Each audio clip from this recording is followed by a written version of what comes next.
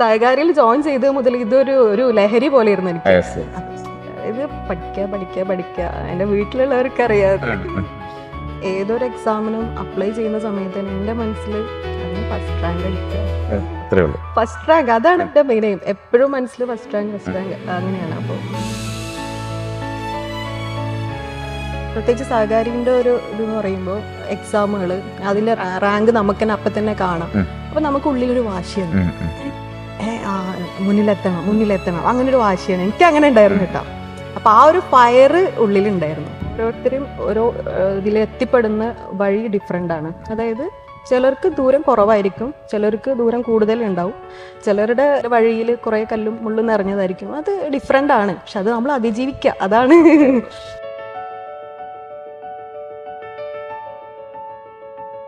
സഫ്ന ബിനീഷ് എന്ന ഫാത്തിമത്ത് സഫീറോടൊപ്പമാണ് നമ്മളെന്നുള്ളത്. 2 പേരാണ് ഒരു വ്യക്തിക്ക് അല്ലേ. അതുപോലെ രണ്ടാമത്തെ സ്റ്റോറിയാണ് സഹകാരിയുടെ കാര്യം. കേരള ബാങ്ക് വന്നപ്പോഴത്തേക്ക് എത്രയായിരുന്നു റാങ്ക്? 146 റാങ്ക് അഡ്വൈസ് ലഭിച്ച വ്യക്തിയാണ്. ഇപ്പോൾ ACയിൽ 32ാമത്തെ റാങ്ക് അഡ്വൈസ് ലഭിച്ചു. ഓക്കെ, ആദ്യ അഡ്വൈസ് വാങ്ങാനും ആദ്യ റാങ്കുകളിലേക്ക് വരാനും വേണ്ടിയിട്ട് നമുക്ക് ഓഫ്ലൈനിൽ വന്ന് കഷ്ടപ്പെടേണ്ട ആവശ്യമൊന്നും ഒട്ടും ഇല്ല എന്ന് തെളിയിച്ച മറ്റൊരു വ്യക്തിയാണ് നമ്മുടെ സഫ്ന ബിനീഷ്. ഞാൻ അന്ന് വന്നപ്പോൾ പറഞ്ഞു ഒരു വരവ് കൂടി വരേണ്ടി വരുമെന്ന് പറഞ്ഞായിരുന്നു. ഇന്ന് നമ്മൾ മലപ്പുറത്താണുള്ളത്. JCA പഠന വിശേഷങ്ങൾ ഉറപ്പായിട്ട് നമുക്ക് കാണാം. കാര്യം എന്ന് പറയുമ്പോൾ ആദ്യത്തെ 50ൽ ഒരാളാവുക, 60,000-ൽ ആദ്യത്തെ 50ൽ ഒരാളാവുക എന്ന് പറയുമ്പോഴത്തേക്കും it's very very special thing. So നമ്മളെ ഫസ്റ്റ് ഓഫ് ഓൾ സഹകാരിയിലേക്ക് എങ്ങനെയാണ് വരുന്നത്? സഹകാരി ഓഫ് കോഴ്സ് യൂട്യൂബിൽ കണ്ടിട്ട് തന്നെയാണ്. കാരണം ഇതിന് ബെസ്റ്റ് കോച്ചിങ് എവിടെയാണെന്ന് കൊടുക്കുന്നത് നമ്മൾ സെർച്ച് ചെയ്യുമല്ലോ. അപ്പോൾ ബെസ്റ്റ് ആയിട്ട് തോന്നിയത് കാരണം ക്ലാസ്സുകൾ കണ്ടിട്ടാണ്. മെയിനായിട്ട് സഹകാരിയുടെ യൂട്യൂബ് ക്ലാസ്സുകൾ കണ്ടിട്ടാണ് വരുന്നത്. അങ്ങനെ പിന്നെ അപ്പോൾ നമുക്ക് JCയുടെ പഠന വിശേഷങ്ങളെന്ന് പറയുമ്പോഴത്തേക്കും ഓവറാൾ ഒരു എക്സ്പീരിയൻസ് ഒന്ന് പറയാമോ? കാരണം ചോദ്യങ്ങളായിട്ട് എനിക്ക് സഫീൻ്റെ അടുത്ത് നേരത്തെ ചോദ്യങ്ങൾ ആവർത്തിക്കാൻ വയ്യ. ഓവറോൾ എക്സ്പീരിയൻസ് എന്ന് പറയുമ്പോൾ ഞാൻ ഏതൊരു എക്സാമിനും അപ്ലൈ ചെയ്യുന്ന സമയത്ത് തന്നെ എൻ്റെ മനസ്സിൽ അതിന് ഫസ്റ്റ് റാങ്ക് അടിക്കുക. ഫസ്റ്റ് റാങ്ക് അതാണ് എൻ്റെ മെയിൻ എയിം. എപ്പോഴും മനസ്സിൽ ഫസ്റ്റ് റാങ്ക് അങ്ങനെയാണ്. അപ്പോൾ പിന്നെ ഞാൻ എൻ്റെ 100% അല്ല 101% എഫേർട്ട് ഇടലുണ്ട്. അതന്നെയാണ് മെയിൻ. അതുകൊണ്ടായിരിക്കും 32 കിട്ടിയത്. അതെ, എന്നാലും കുഴപ്പമില്ല. പിന്നെ 16ാമത് വരണ്ടായിരുന്നു. ഇന്റർവ്യൂവിൻ്റെ ഓരോ മാർക്കിൻ്റെ വ്യത്യാസത്തിൽ 16 റാങ്ക് ബാക്കിലോട്ട് പോയി.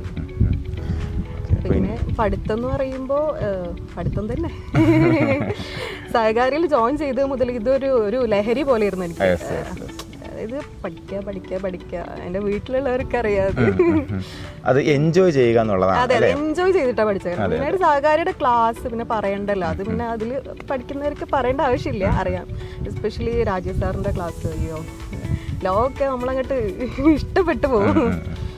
ഓക്കെ, അപ്പോൾ അതിനകത്ത് എനിക്ക് സഫീറയിൽ നിന്ന് ഏറ്റവും കൂടുതൽ തോന്നിയിട്ടുള്ളത് വെച്ചാൽ അല്ലെങ്കിൽ നമ്മൾ പലരും വിചാരിക്കും പാട്ടണം അടുത്തു അങ്ങനെ തോന്നുന്നുണ്ട്. അപ്പോൾ നമ്മൾ ഇഷ്ടമുള്ളൊരു കാര്യം ചെയ്യുമ്പോഴത്തേക്കും ഇഷ്ടമുള്ള കാര്യം നിങ്ങൾക്കിപ്പോൾ പാട്ട് പാടാൻ ഇഷ്ടമാണെന്ന് വെച്ചോ, നമ്മൾ പാട്ട് പാടി മടുത്തു എന്ത് ചെയ്യാറുണ്ടോ? ഫുഡ് കഴിക്കാൻ ഇഷ്ടമുള്ള ആൾക്കാരുണ്ട്. ഫുഡ് കഴിച്ച് മടുക്കും വയറ് വെക്കുമ്പോൾ അല്ലേ മടുക്കും. പക്ഷെ എന്നാലും നമുക്ക് ആ ഒരു കാര്യത്തെ നമ്മൾ എൻജോയ് ചെയ്ത് അത് ചെയ്യുമ്പോഴത്തേക്കും അടുത്തതെന്ന് ചോദ്യമായിരിക്കും നമ്മുടെ മനസ്സിലുണ്ടാവും അല്ലേ? അതെ, അങ്ങനെയല്ല. എനിക്കാണെങ്കിൽ ഇപ്പോൾ പ്രത്യേകിച്ച് സഹകാരിൻ്റെ ഒരു ഇതെന്ന് പറയുമ്പോൾ എക്സാമുകൾ അതിൻ്റെ റാങ്ക് നമുക്ക് തന്നെ അപ്പം തന്നെ കാണാം. അപ്പം നമുക്ക് ഉള്ളിലൊരു വാശിയാണ്, മുന്നിലെത്തണം അങ്ങനെ ഒരു വാശിയാണ്. എനിക്ക് അങ്ങനെ ഉണ്ടായിരുന്നു കേട്ടോ. അപ്പം ആ ഒരു ഫയർ ഉള്ളിലുണ്ടായിരുന്നു. അത് നന്നായിട്ട് സഹായിച്ചിട്ടുണ്ട്. അപ്പോൾ ആ ഒരു മത്സരാത്മകമായിട്ടുള്ള അന്തരീക്ഷത്തിൽ വരിക, അത് നിങ്ങളെ എന്ത് ചെയ്യുക, പരിപൂർണമായിട്ട് എൻഗേജ് ചെയ്തുകൊണ്ട് മത്സരിപ്പിക്കുക നമ്മൾ. എന്നാൽ നമുക്ക് പിന്നെ ബാക്കി ജേർണി ഈസിയാണ് അല്ലേ? നമുക്ക് ഈസി ആയിട്ട് ഫീൽ ചെയ്യും. പിന്നെ എന്താ വെച്ചാൽ നമ്മൾ അതിന്റെ കൂടെ എങ്ങനെ പോയി കൊടുക്കുക, അത്രേ ചെയ്താൽ മതി. എൻ്റെ ഒരു എക്സ്പീരിയൻസ് അങ്ങനെയാണ്. ഇതിനിടയ്ക്ക് മോട്ടിവേഷൻ എപ്പോഴും താഴെ പോയിട്ടുണ്ടോ? മോട്ടിവേഷൻ താഴെ പോയിട്ടുണ്ടോ എന്ന് ചോദിച്ചാൽ എനിക്കറിയാം. ഒന്നാമത്തെ കാര്യം, ഞാൻ ഈ സിലബസ് വന്നു കഴിഞ്ഞതിൻ്റെ ശേഷമുള്ള ഒരു ടൈം ഭയങ്കര ഇതായിരുന്നു. കാരണം ഞാൻ വീട്ടിൽ നിന്ന് പുറത്തിറങ്ങാത്തൊരവസ്ഥയായിരുന്നു 2 മാസത്തോളം. സത്യം പറഞ്ഞാൽ ഞാനിങ്ങനെ പഠിക്കുന്ന കാര്യം പുറത്തൊന്നും അറിയില്ല. അതാണ് ഞാൻ മെയിനായിട്ട് ചെയ്ത കാര്യം കേട്ടോ. പിന്നെ ഞാൻ ഈ പരിപാടികൾക്ക് പോകുന്നില്ല, ഈവൻ മരിച്ചെടുത്തൊക്കെ വരെ പോകാത്തൊരവസ്ഥയാണ്. അപ്പോഴാണ് ഇത് അറിയുന്നത്, എന്താണ് സഫ്ന എന്താണ് ചെയ്യുന്നത്. അങ്ങനെയാണ് പിന്നെ അറിയുന്നത് ഇങ്ങനെ പഠിക്കുകയാണെന്നുള്ളത്. അതെ, അങ്ങനെയുള്ളൊരു ഇതായിരുന്നു. അപ്പോൾ അങ്ങനെ പുറത്തേക്ക് പോയിരുന്നപ്പോഴത്തേക്കും പഴി ആ കെട്ടി അപ്പോൾ പുറത്തേക്ക് പോകാണ്ടിരുന്നപ്പോൾ എന്താ വെച്ചാൽ എനിക്ക് ഭയങ്കര ഒരു സ്ട്രെസ് എന്തൊക്കെയാ എനിക്ക് അറിയില്ല. ഒരു എക്സാം അടുപ്പിച്ചൊക്കെ ഭയങ്കര ഇതുണ്ടായിരുന്നു. പിള്ളേര് കാരണം അവർക്ക് ഇന്നെ കിട്ടുന്നില്ല. അപ്പോൾ മമ്മയുടെ എക്സാം എന്നാ തീരാ. പിന്നെ മെയിനായിട്ട് എൻ്റെ ഉമ്മയാണ് എൻ്റെ മെയിൻ മോട്ടിവേഷൻ. അത് പറയാതിരിക്കാൻ വയ്യ. എൻ്റെ ഉമ്മയാണ്. കാരണം എന്താ പറയുക, ഓവറോൾ ഉമ്മാക്ക് എങ്ങനെയെങ്കിലും ഈ നേടിയെടുക്കണം എന്നുള്ള ഒരു എന്നെക്കാൾ കൂടുതൽ വാശി ഉമ്മാക്കുണ്ടായിരുന്നു. അപ്പോൾ ആ ഒരു ഇതും പിന്നെ ഞാൻ ഹസ്ബൻഡ് അവിടെ നിന്നിട്ടാണ് ഫുള്ള് എക്സാം ത്രൂ ഔട്ട് ഞാൻ അവിടെ നിന്നിട്ടാണ് പഠിച്ചത്. അപ്പോൾ ഹസ്ബൻഡിൻ്റെ സപ്പോർട്ടായാലും ഹസ്ബൻഡാണെങ്കിൽ ഞാൻ എന്തിനു പഠിക്കുകയാണെന്ന് പറഞ്ഞാലും ഈസ് ഓക്കെ, അതിന് പഠിക്കണം ഓക്കെ അങ്ങനെയാണ്. പിന്നെ ഉമ്മ, ഹസ്ബൻഡിൻ്റെ ഉമ്മയായാലും ഉപ്പയായാലും എല്ലാവരുടെയും ആ ഒരു സപ്പോർട്ടും എല്ലാം കൂടെ ആയപ്പോൾ എല്ലാവരുടെയും സപ്പോർട്ട് വന്നപ്പോഴത്തേക്കാണ് വിജയിക്കുന്ന ഒരു വ്യക്തി ഉണ്ടാകുന്നത്. അപ്പോൾ നിങ്ങൾക്ക് ചിലപ്പോൾ സപ്പോർട്ട് കിട്ടാത്ത ആൾക്കാർ ഒത്തിരി പേരുണ്ടായിരിക്കാം. അതെ, ഓരോരുത്തരും ജേർണി ഡിഫറെൻ്റ് ആണ്. അതായത് നമ്മളൊരു ഇപ്പോൾ വന്ന് ഷമീം സാർ എപ്പോഴും പറയുന്ന ഒരു കാര്യമുണ്ട്. അതായത് പിന്നെ പച്ചമശി നമ്മളൊരു സ്റ്റഡി ഗ്രൂപ്പൊക്കെ ഉണ്ടായിരുന്നു കേട്ടോ. അതിൽ സാർ എപ്പോഴും പറയുന്നൊരു കാര്യം, ഓരോരുത്തരും ഓരോ ഇതിൽ എത്തിപ്പെടുന്ന വഴി ഡിഫറെൻ്റ് ആണ്. അതായത് ചിലർക്ക് ദൂരം കുറവായിരിക്കും, ചിലർക്ക് ദൂരം കൂടുതലുണ്ടാവും, ചിലരുടെ ഇതിൽ വഴിയിൽ കുറേ കല്ലും മുള്ളും നിറഞ്ഞതായിരിക്കും. അത് ഡിഫറെൻ്റ് ആണ്. പക്ഷെ അത് നമ്മൾ അതിജീവിക്കുക, അതാണ്. ഓക്കെ, അപ്പോൾ ഒരുപാട് ലേഡീസ് ഇതേപോലെ നിങ്ങളെപ്പോലെ ആകാൻ ആഗ്രഹിക്കുന്ന ആൾക്കാർ ഈ ഒരു വീഡിയോ കാണുന്നുണ്ടായിരിക്കും. അപ്പോൾ അവർക്ക് കൊടുക്കാനുള്ള മെസ്സേജ് എന്താണ് സപ്ന? അവർക്ക് കൊടുക്കാനുള്ള മെസ്സേജ് പറഞ്ഞാൽ, ചിലർ പറയുന്ന ഒരു റീസണ് വീട്ടിലിരിക്കുകയാണ് അല്ലെങ്കിൽ വേറെ ജോലികളുണ്ട്. പക്ഷെ ഞാനൊക്കെ എങ്ങനെയാണെന്ന് വെച്ചാൽ വേറെ ജോലികൾ എനിക്കും ഉണ്ടായിരുന്നു. പക്ഷെ എന്നാലും വീട്ടിലത്തെ സപ്പോർട്ട് ഉണ്ട്, ഇല്ല എന്ന് പറയുന്നില്ല. പക്ഷെ എന്നാലും ഞാൻ ഇപ്പോൾ ഈവൻ കിച്ചണിലാകുന്ന സമയത്ത് എനിക്ക് ഓൺലൈൻ കോച്ചിങ് ആയതുകൊണ്ടാണ് ഞാൻ ഇത് എന്താ പറയുക അച്ചീവ് ചെയ്തത് ഞാൻ വിചാരിക്കുന്നത്. കാരണം നമുക്ക് ടൈം പോകുന്നില്ല, യാത്ര അതായത് പോയി വരുന്ന ബുദ്ധിമുട്ടില്ല, അതൊന്നുമില്ല. ഇപ്പോൾ കിച്ചണിലായിരുന്ന സമയത്ത് ഞാൻ ഫോൺ അവിടെ ഓണാക്കി വെക്കും, ക്ലാസ് ഇങ്ങനെ കേട്ടുകൊണ്ടേയിരിക്കും. ക്ലാസ് കേട്ട് വീട്ടിലുള്ളവർക്ക് വരെ നിങ്ങളെ പരിചയമായിട്ടുണ്ടാവും. അങ്ങനെയായിരുന്നു.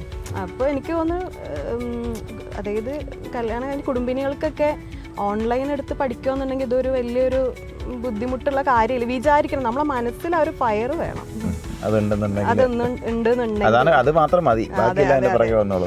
പിന്നെ നമ്മളത് അച്ചീവ് ചെയ്യാൻ നമ്മളെ കൊണ്ട് പറ്റുന്നതെല്ലാം നമ്മൾ ചെയ്യും. അതാണ് ചെയ്യണം. ഞാൻ പറഞ്ഞു 100 അല്ല 101% അപ്പുറം നമ്മൾ ചെയ്യാം. അത് എൻജോയ് ചെയ്യാൻ വേണം. എന്നാ പിന്നെ എന്താ അറിയോ, നമുക്ക് പിന്നെ ആ ഒരു റിഗ്രറ്റ് ഉണ്ടാവില്ല. അയ്യോ എനിക്കതില്ല കേട്ടോ, ഒരിക്കലും ഇല്ല. കാരണം എനിക്ക് ഇതിനേക്കാൾ കൂടുതൽ ഒന്നുകൂടെ പഠിച്ചിരുന്നെങ്കിൽ ഇല്ല. അത് വളരെ ഇമ്പോർട്ടൻ്റ് ആണ്. എപ്പോഴും ഞാൻ വെബിനാറിലൊക്കെ പറയാറുണ്ട്, അവസാനം ഒരു തോന്നൽ ഉണ്ടാവരുത്, ഞാൻ അന്ന് അത് ചെയ്തിരുന്നെങ്കിൽ. ആ തോന്നൽ ഉണ്ടാവാത്ത രീതിയിൽ ഓരോ ദിവസവും എല്ലാ ദിവസവും ഇന്ന് പോയി കിടക്കുമ്പോഴത്തേക്കും അല്ലെങ്കിൽ നാളെ നമുക്ക് ചിലപ്പോൾ തോന്നൽ ഇന്നലെ അത് ചെയ്തിരുന്നെങ്കിൽ, ആ തോന്നൽ ഉണ്ടാവാതിരിക്കാൻ ഈ നിമിഷം വർക്ക് ചെയ്യാം. അത് മാത്രം ചെയ്താൽ മതി. എല്ലാവർക്കും വിജയിക്കാൻ പറ്റും. JC 30 റാങ്ക് മേടിച്ച സഫ്ന ബിനീഷിൻ്റെ ഒപ്പമാണ് നമ്മളുള്ളത്. എല്ലാവരും നന്നായിട്ട് വർക്ക് ചെയ്യുക. എല്ലാവർക്കും വലിയൊരു മോട്ടിവേഷനാണ് അദ്ദേഹത്തിൻ്റെ സ്റ്റോറി എന്ന് പറയുമ്പോഴത്തേക്കും. ഓക്കെ, എല്ലാവർക്കും നന്ദി.